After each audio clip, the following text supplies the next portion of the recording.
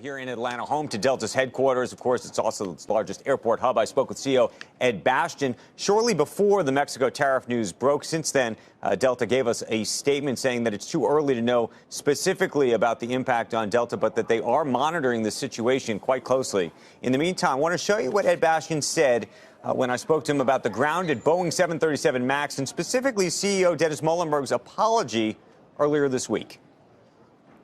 Well, Dennis is a friend, and I first of all think he's going through a terrible crisis management issue at the present time.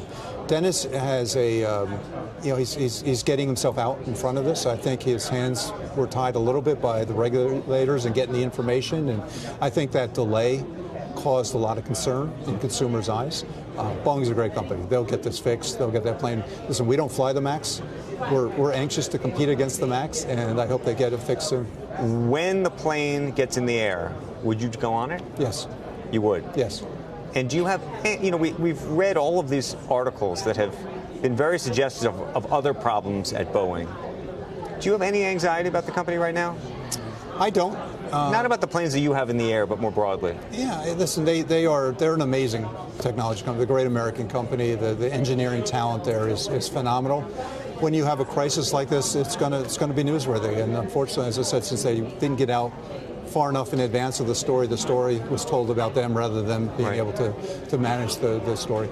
There's a real question about whether the FAA is too close to industry. You know, I have to take a contrarian view. I think the closer we are with our regulators, the safer we're going to be. Years ago, the FAA had more of a policeman mindset, an audit mindset. They try to catch you doing bad things. And when you have that type of environment, people aren't as willing to offer any problem they see. We want there to be total transparency, total visibility. Anything we find, the first place we go is to let the regulators know we saw some anomaly there, and likewise them with us, telling us. And what it's done is this created the safest transportation system in the world. I also asked him what he thought about fears of a potential recession in the United States, given the conversation we've been having around the table this week, and whether any of that has shown up in any of the data in terms of the strength of the consumer right now. Here's what he had to say. For us, no. We're having one of our busiest periods in our history. This year, our top line revenues are growing 8%. Our summer season is going to be very full. Consumer demand is at an all-time high, and I think the risk, Andrew, is that we keep looking for when this is going to end, and we don't realize that we need to be investing in keeping it going.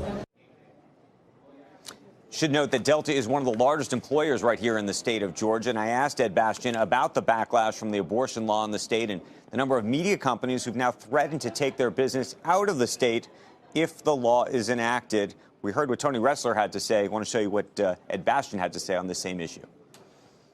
Abortion is a personal issue.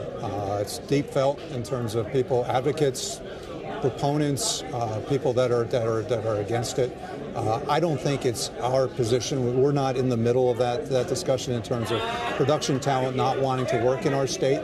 We're very much involved in trying to make certain that when we pick a social topic to comment on, it's relevant to us. There's a reason why we're talking about it. Abortion's a personal decision, and there've got too many people on both sides of that. We can't take a side on that. Ed Bastian taking perhaps a less or a more political approach, if you will, to this issue than Mr. Ressler.